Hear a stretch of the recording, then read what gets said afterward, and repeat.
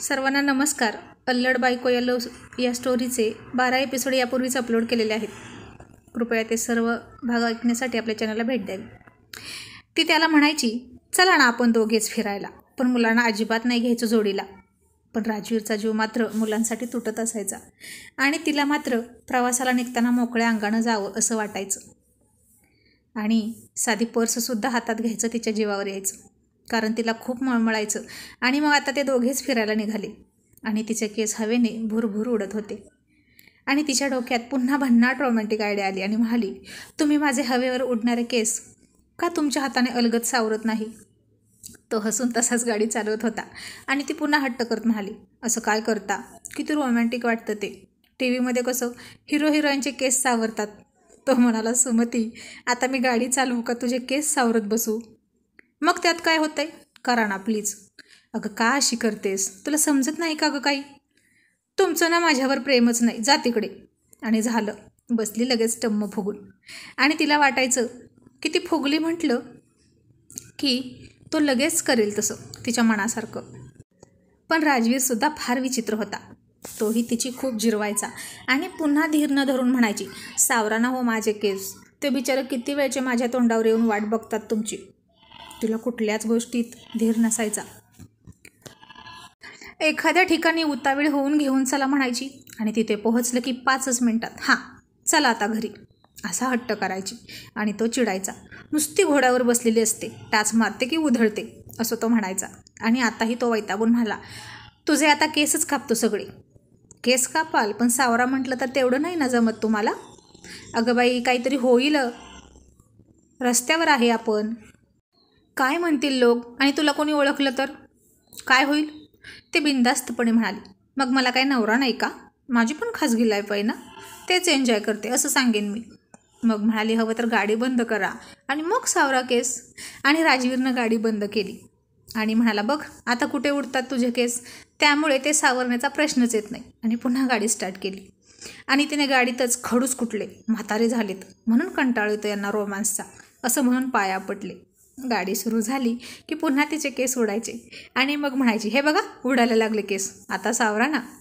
पण तो हसून म्हणाला, पण आत्ता माझ्या हातात स्टेअरिंग आहे ना.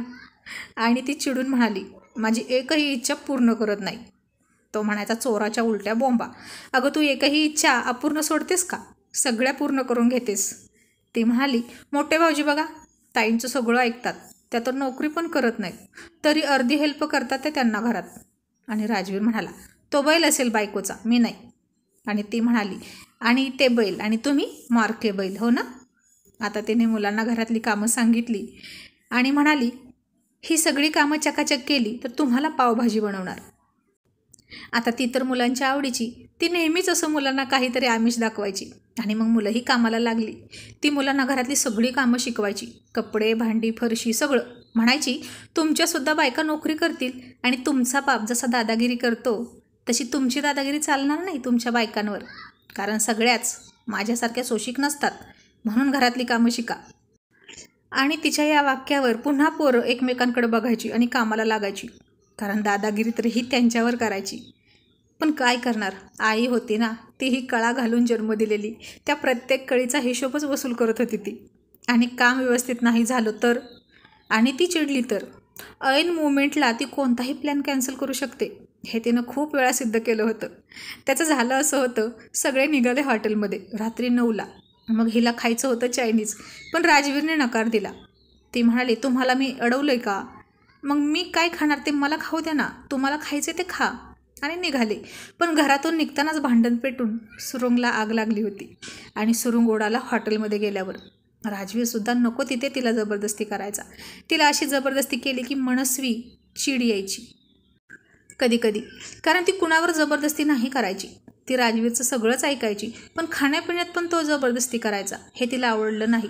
राजवीर मात्र हट्टाचं प्रेम करायचा तिच्यावर. त्या प्रेमात स्वातंत्र्य नव्हतं, बायकोला मोकळीक नव्हती. ती कधी कधी त्याच्या अति जबरदस्तीच्या प्रेमानं गुदमरायची. मग ती हटून बसली, खाईन तर चायनीज. तो म्हणाला, रात्री कशाला खाते, उद्या खा. आणि उद्या मी मेले तर? तो म्हणाला, मेली का लगेचच? इतक्यात काय तू मरत नाही. आणि चायनीज नाही खाल्लं तर नाहीच नाही. ती म्हणाली, पार्सल घ्या, तुम्ही ज्या हॉटेलमध्ये जेवणार तिथं बसून खाते मी. तरीही त्यानं नकार दिला आणि सुरुंगाचा स्फोट झाला. मी माझ्या आवडीचं खाणार असं म्हणत तनतन करायला लागली आणि चिडून पाय आपटत घराची वाट धरली. रात्रीच तो प्रचंड चिडला. घरी येऊन कडाक्याचं भांडण झालं. ती त्याला शिव्या घालत झोपली, पण त्यानं तिला झोपू दिलं नाही.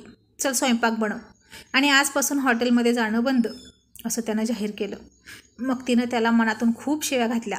म्हातारा कुठला, कसा पदरात पडला कुणास ठाऊक, घरातल्यांनी काय म्हणून मला दिलं इथं, माझ्या गळ्यात हा वळू बांधला आणि एक सोडून पोटाला सुद्धा 2-2 वळू आले. जरा पावर कमी येऊ दे, मग दाखवते वय उतारायला लागलं की. मग अशी हाल करते ना, काय काय नाही काय काय असं बडबडत स्वयंपाक करायची. कारण त्याच्या प्रत्येक भांडणात राजवीरच जिंकायचा. त्याला टोकाचा विरोध करणं तिला जमत नव्हतं आणि शेवटी एवढं करूनही राजवीर जेवायचा नाही. म्हणाला तू आणि मुलांनी जेवायचं, असा आदेश सोडला. ती म्हणाली मी जेवणार नाही. तो म्हणाला माझ्या घरात उपाशी राहायचं नाही. तू नाही जेवली तर मुलंही जेवणार नाहीत. आता काय करायचं. मग ती आणि मुलं बिचारी जेवली.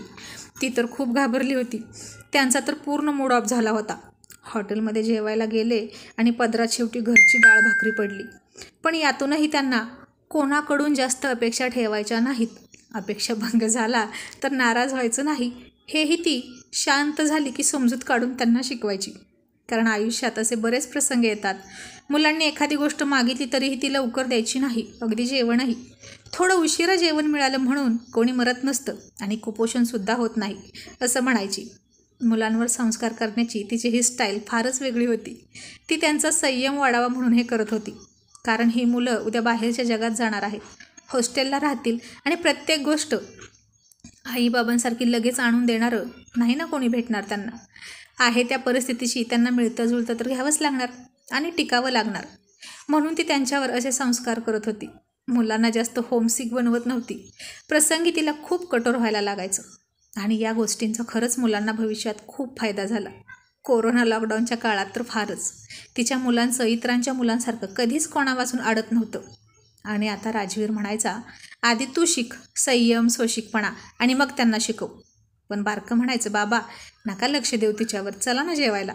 पण तो नाही म्हणजे नाहीच खायचा तिच्या हातचं. म्हणायचा उद्या खाईन पण आज अजिबात नाही. कारण शिव्या घालत केलेलं ते जेवण असलं जेवण खाण्यापेक्षा उपाशी राहिलेलं बरं. मग आता तिचाही संयम संपायचा. तीही चिडून म्हणायची मग राहा उपाशी. पण त्यानं आपल्याला जबरदस्ती जेवण घातलं आणि तो उपाशी आहे हे अपराधीपणाची भावना तिच्या मनात असायची. आणि बेडरूममध्ये गेल्यावर काही सेकंदानं धीर न धरून म्हणायची चला ना जेवायला. तो म्हणाला नाही येणार, जबरदस्ती करू नकोस. तुम्ही कशी जबरदस्ती करता माझ्यावर. आणि जबरदस्ती शब्द ऐकून पुन्हा डोक्यात भलतीच कल्पना आली, एकदम भन्नाट. आणि म्हणाली पाटील आज मराठी पिक्चरमधल्या पाटलांसारखं करा ना जबरदस्ती माझ्यावर. माझी तेही इच्छा पूर्ण करा. आणि त्यानं तर डोक्यावरच हात मारून घेतला. काही बावळट आहेस का ग तू. नवरा आहे मी तुझा, तुझ्यावर बलात्कार करू का आता. किती हा बालिशपणा मूर्खपणा अल्लडपणा. आणि लाडात येऊन म्हणाली अहो त्यात काय होतंय, रोजच तर करतो ना आपण, तेच तर करायचं, फक्त जबरदस्ती करायची. अगं पण त्याला तूच तयार आहेस ना, मग याला जबरदस्ती कशी म्हणायची. अहो मी ओरडेन ना. नको नको सोडा मला, मी तुमच्या पाया पडते, अब्रूची भीक मागते, मला 2 मुलं आहेत हो, म्हणते ना मी असंच पिक्चरमधल्यासारखं. आणि राजवीरनं खूप हसून तिचं तोंड दाबलं आणि म्हणाला वाढ जेवायला बावळट कुठली. गेला माझा रुसवा. कुठनं ह्या खुळीसोबत लग्न करून बसलो काय माहीत. 2 मुलंच काय पण नातवंड आली तरी हिचा अल्लडपणा जाणार नाही, उलट वाढतच जाणार. आणि ती म्हणाली पण प्रेम पण वाढते की नाही. आणि तिनं त्याला ताट वाढलं आणि म्हणाली आज मी माझ्या हातानं चारणार तुम्हाला. आणि पहिला घास चारला आणि म्हणाली हे काय माझं बोट का नाही चावलं तुम्ही पिक्चरमधल्या हिरोसारखं. आणि माझी बोटही चोखा, म्हणजे खूप शहारा येतो अंगावर. तो हसून म्हणाला दे बाई दे, खातो माझा मी, नाहीतर आता मला पिक्चरमधल्यासारखा ठसकासुद्धा काढायला सांगशील. आणि मग तू हिरोईनसारखी माझ्या पाठीवरून हात फिरवशील. आणि म्हणालीच अय्या हो की, ते तर मी विसरलेच होते, काढा ना ठसका. तो वैतागून म्हणाला सुमती आता मार खाशील हा, चार पटकन, मला भूक लागली. जा बाबा, तुम्ही तर एकही इच्छा पूर्ण करत नाही, असं त्याच्या तोंडात घास कोंबत गाल फुगवून म्हणाली. आणि तो तिला डोळा मारत म्हणाला ही नाही पण आजच्या सगळ्या तुझ्या इच्छांमध्ये सर्वात अगोदरची इच्छा पूर्ण करणार. कारण रोजच तुझ्या इच्छांची लिस्ट माझ्यासमोर येते ना. मग ती म्हणाली, कोणती? राजवीर हसून तिचं बोट चावत म्हणाला, आज तुझ्यावर जबरदस्तीच करतो. आणि ती फार चेकाळून गेली आणि म्हणाली, चला पटकन आवरा. आणि मोठे मोठे घास त्याच्या तोंडात घालू लागली. हळूहळू बारीक घास सर. मला खूप भारी फिलिंग येते आत्ताच. तो म्हणाला, पहिली बाई असेल ही जगातली जिच्यावर जबरदस्ती होणार हे तिला माहीत आहे आणि ती इतकी खुश आहे. देवा वाचव रे, कारण आता ही जबरदस्ती करण्याची जबरदस्ती तर माझ्यावरच सुरू आहे. आणि त्याला म्हणाली, पाटील जबरदस्ती करायला या, पण मिशीवर पीळ मारून बरं का, त्याशिवाय मजा नाही येणार. आणि तो म्हणाला, सुमतीबाई वाड्यावर या आणि धोतर असलं तरी द्या, घालतो आणि येतो, म्हणजे खरा पाटील वाटेल मराठी पिक्चरमधला. आणि मग तर तिने उड्याच मारल्या. आणि राजवीर म्हणाला, हेडंबा कुठली, कधी मोठी व्हायची.